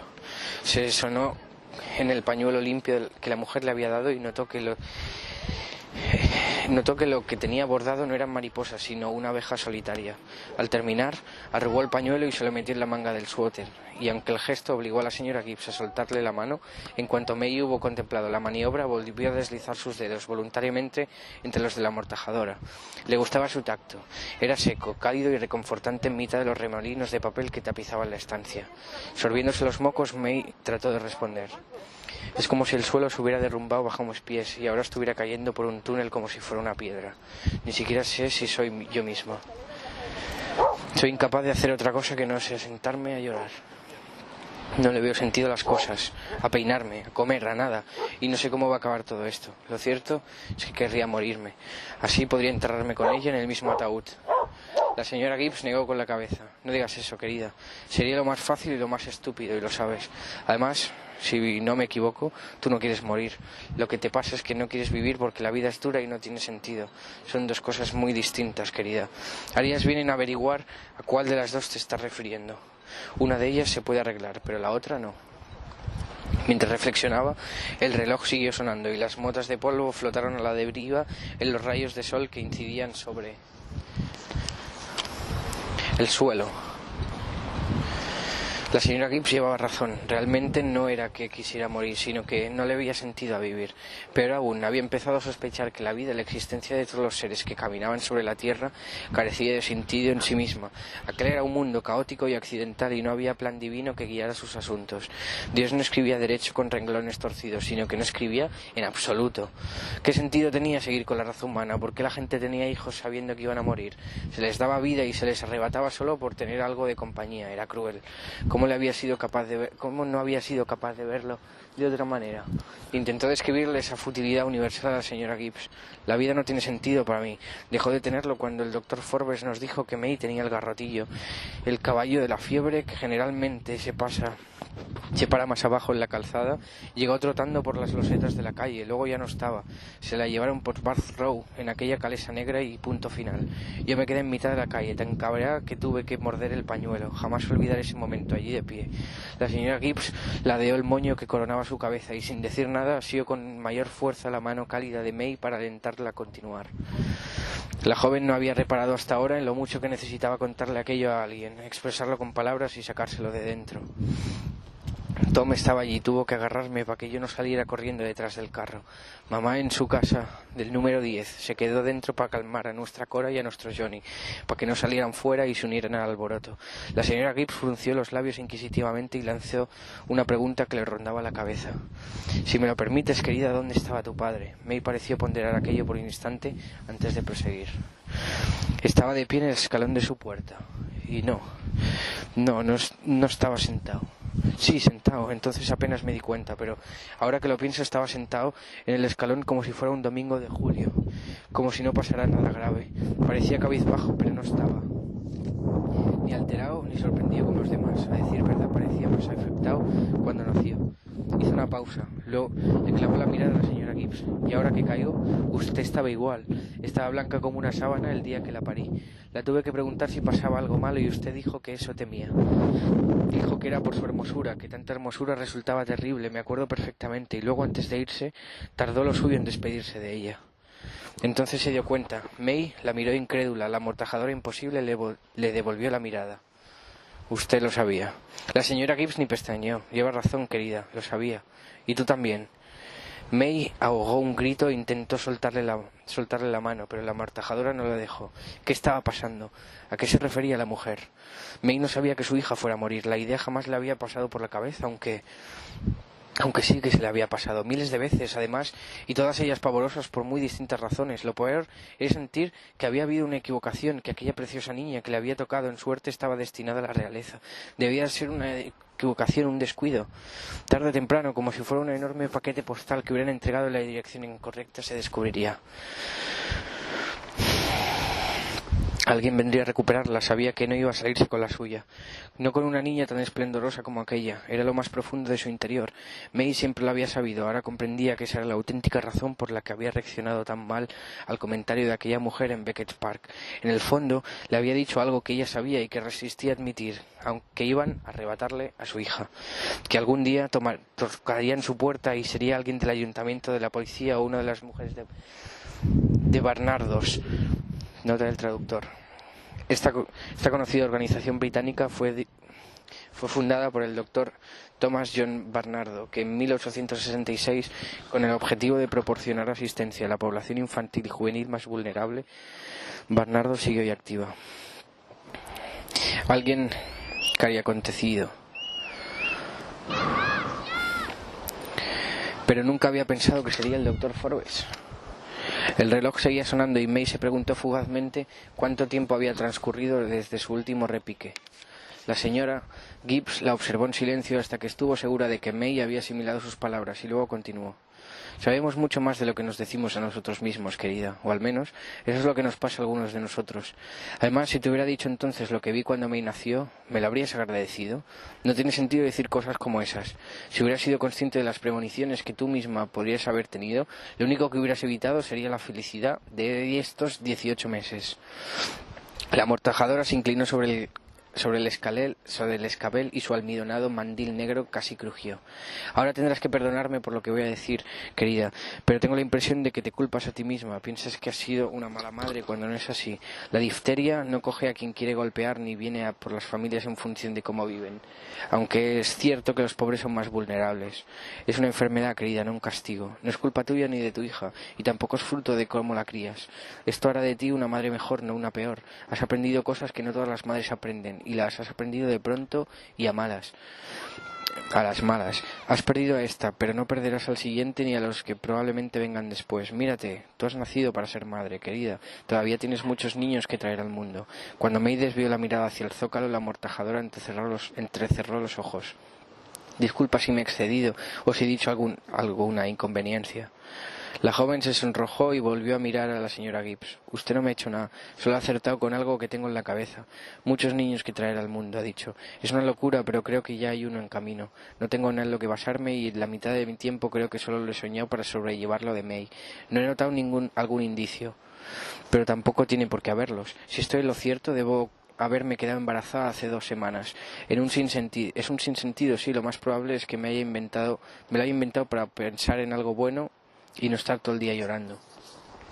La amortajadora empezó a frotar la mano de May con unos movimientos que oscilaron entre la caricia y el masaje terapéutico. Si no es demasiado personal, ¿qué te hace pensar que estás en estado? May volvió a sonrojarse. Como le decía, es una locura. Sencillamente, en fin, fue la noche del viernes previo a que el carro de la fiebre se llevara a May. Habíamos estado todo el día paseando por el parque y la pobrecita mía estaba agotada. La acostamos pronto y pensamos que, como era viernes, bien podríamos acostarnos nosotros también. Así que bueno, ya sabe, lo hicimos. Pero, de algún modo que no sé explicar, fue especial. El día había salido estupendo y yo quiero mucho a Tom. Aquella noche, cuando nos acostamos, fui consciente de lo mucho que lo quiero y de lo mucho que él me quiere a mí. Nos quedamos tumbados después, hablando y susurrando como cuando la primera vez, y fue maravilloso, y le juro que antes de que el sudor se secara pensé que de aquello iba a salir otro niño. Oh, señora Gibbs, a saber qué va a pensar usted ahora de mí. No debería haberle contado todo esto. No se lo he contado a nadie, de hecho.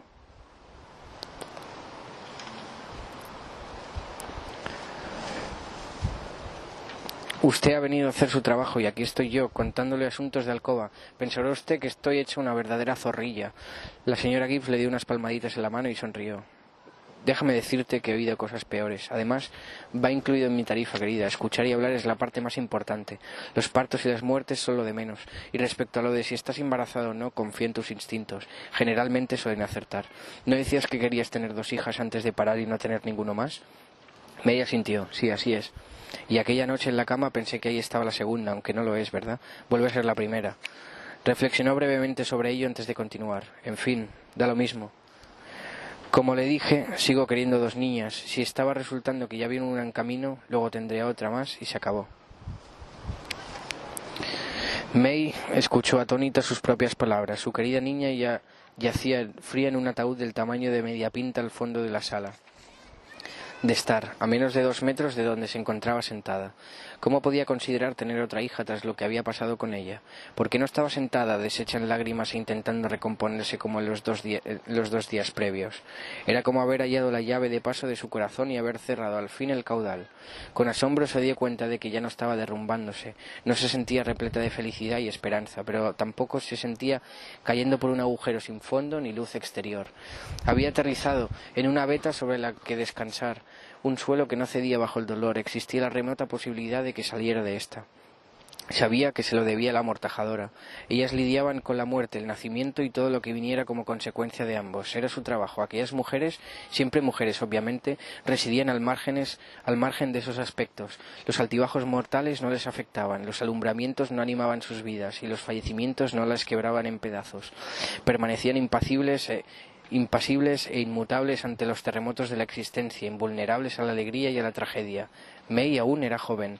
El nacimiento y la muerte de su hija habían constituido su primer contacto con tales nociones, su primera experiencia con las vicisitudes de la vida, con su gravedad y su aterradora brusquedad, y lo cierto era que había quedado devastada.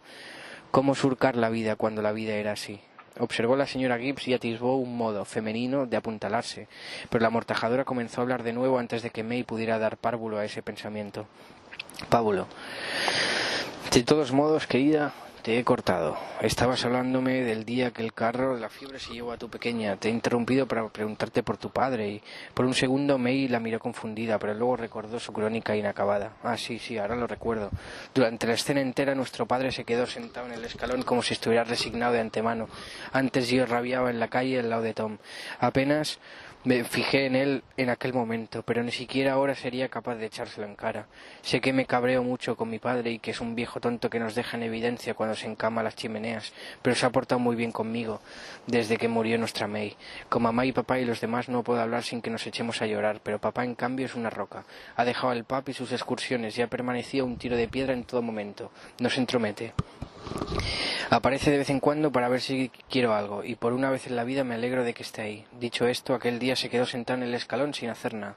May frunció el ceño. En su cabeza intentó remontarse a la noche de aquel sábado en Fort Street, al instante en que se estremeció en brazos de su marido mientras veía a la pequeña May alejarse en el carro de la fiebre a través de las losetas de listas. Trató de evocar los sonidos y los hedores que conformaron aquel momento, desde las salchichas al fuego en algún hornillo hasta los chirridos de los cambios ferroviarios provenientes del oeste. Me quedé allí viendo cómo se alejaba en el carro, llorando en mi interior por el mero hecho de perderla, a mi pequeña May. Noté aflorar las lágrimas y aullé como nunca antes en la vida. El grito que no di no lo habrá escuchado usted en la vida. Era un sonido como nunca antes se había oído, capaz de romper botellas y cuajar la leche. Entonces detrás de mí oí un oído similar pero distinto, un eco con un tono diferente, pero tan potente como mi lamento. Dejé de gemir y me di la vuelta, y allí, calle abajo, estaba mi tía con su acordeón.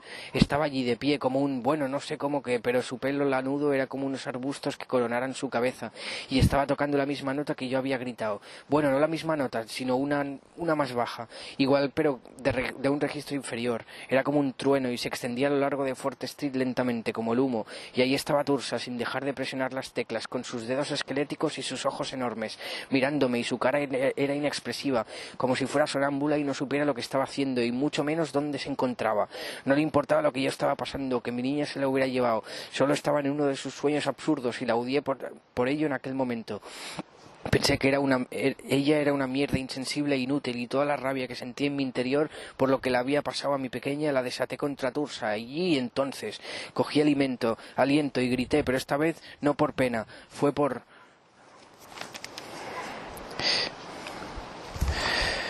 rabia.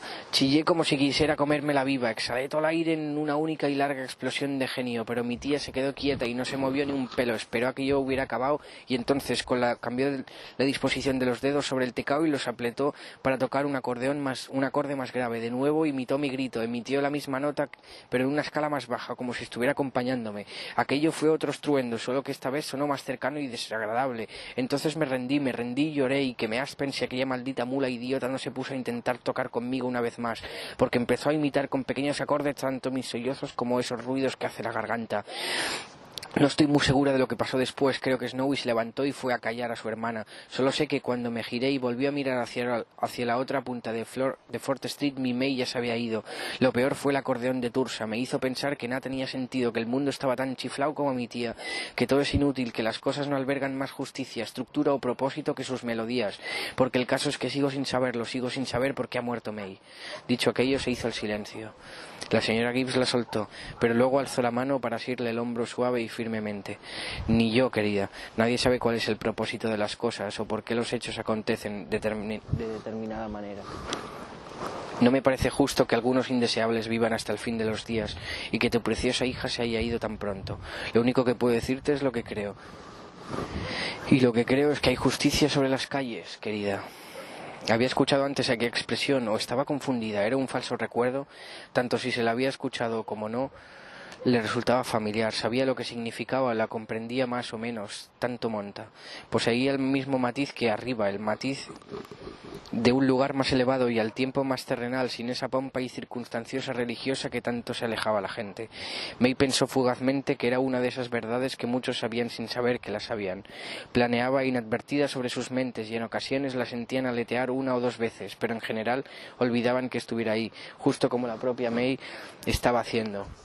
Ahora, a su paso solo quedaba la impresión de una noción cálida, la vaga deformación en un sillón tras levantarse, una breve sensación de gran autoridad que de algún modo se sintetizaba en la señora Gibbs. May retomó la idea de que las amortajadoras eran una raza aparte que se habían granjeado una cornisa desde la que otear la sociedad, desde la que situarse por encima de ese tumultuoso flujo de la vida y la muerte con el que se ganaban el sustento, impasibles ante las feroces corrientes de un mundo que en los últimos días casi había acabado con May.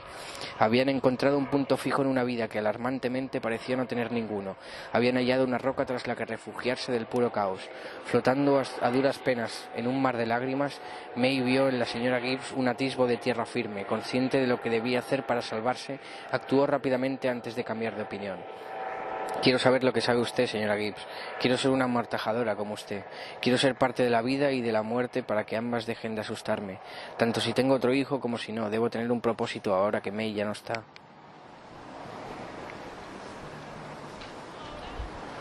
Si los niños se convierten en el único propósito que tienes, no te queda nada cuando la vida, la policía o la madurez te los arrebata.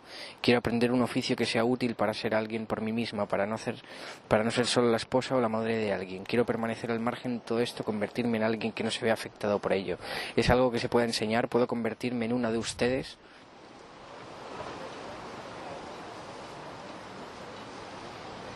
Disculpad, perdón, sigo. La señora Gibbs soltó su hombro para poder reclinarse en el escabel y estudiarla. No parecía sorprendida por la petición de la joven, pero en cualquier caso nada parecía sorprenderla en absoluto, excepto tal vez la pequeña May cuando nació. Respiró profundamente y exhaló poco a poco por la nariz como un sonido persuasivo pero exasperado. No lo sé, querida, eres muy joven, aunque tu cabeza sea de anciana. Reposa sobre unos hombros de niña. Ganarás en madurez tras todo esto. En cualquier caso, pero lo que debes entender es que te equivocas. No hay lugar en el que puedas abstraerte de la vida sin ser afectada por ella. No hay lugar en el que sea imposible sufrir. Querida, lo siento, pero así son las cosas.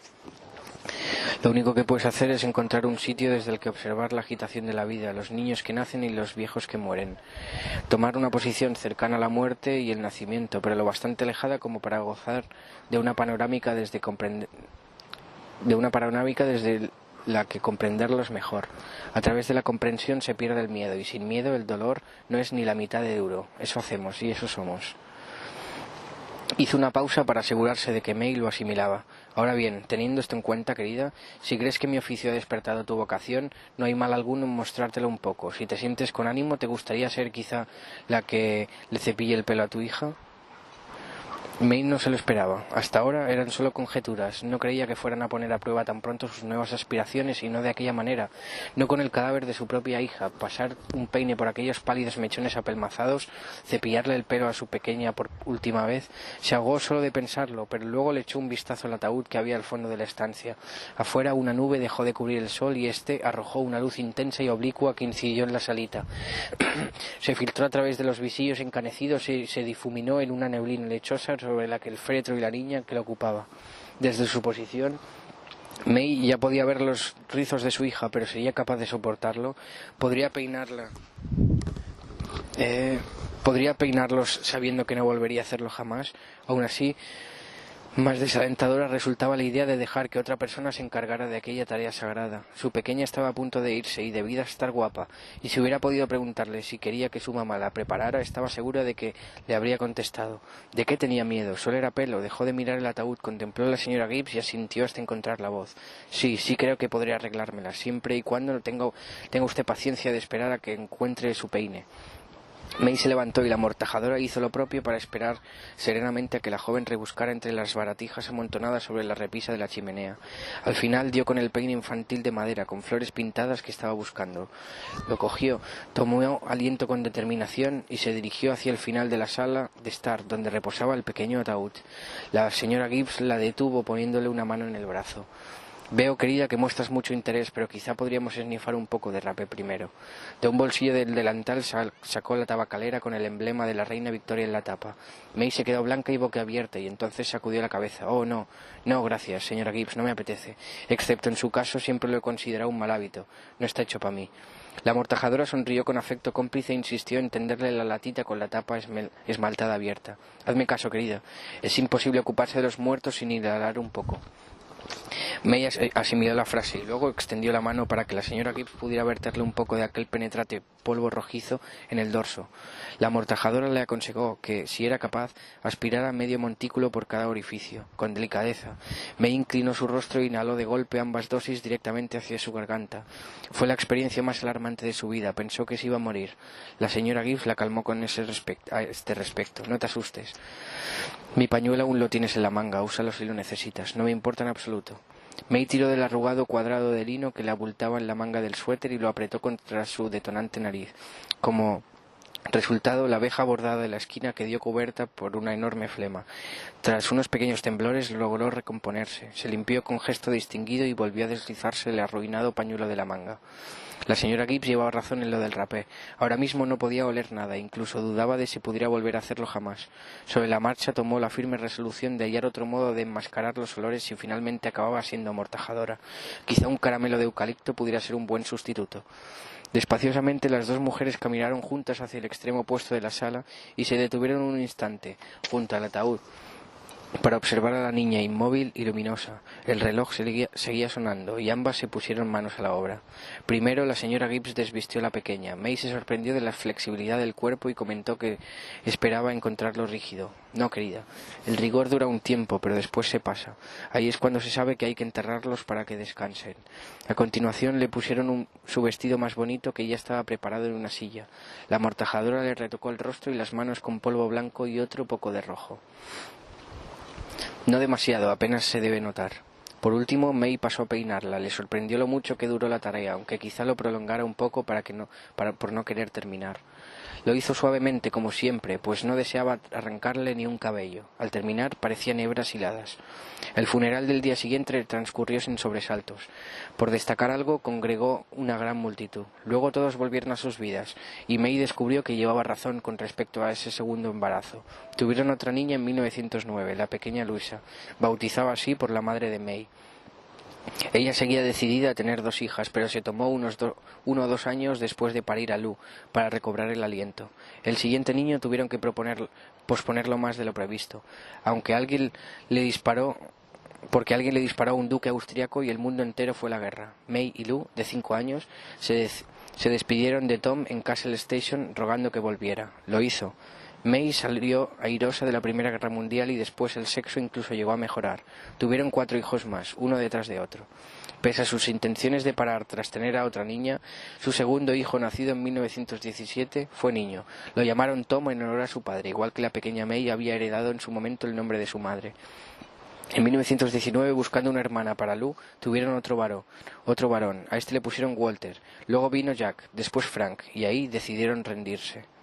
Llegados a aquel punto, la pareja y sus 5 hijos se habían mudado al tramo final de Green Street, y durante todo este tiempo May había ejercido de amortajadora, una reina del alumbramiento y el deceso, capaz de abarcar ambos extremos de la vida. Se había vuelto ancha de piernas y arisca y robusta y había perdido toda su belleza juvenil. Su padre murió en 1926.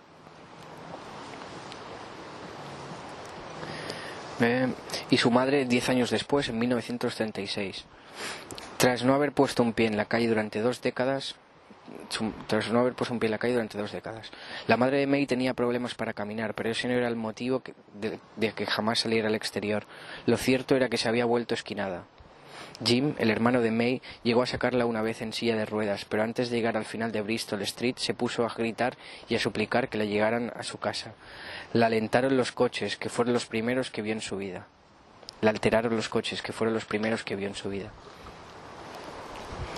Tom, su marido, murió 2 años después de aquello, y fue un golpe que a ella terminó de cortarle las alas.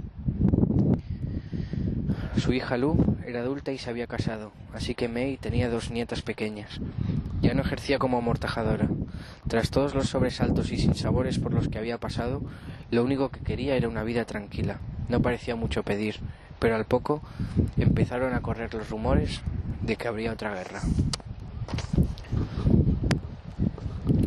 Y justo empezó ahora a llover a lo bestia. 17:33.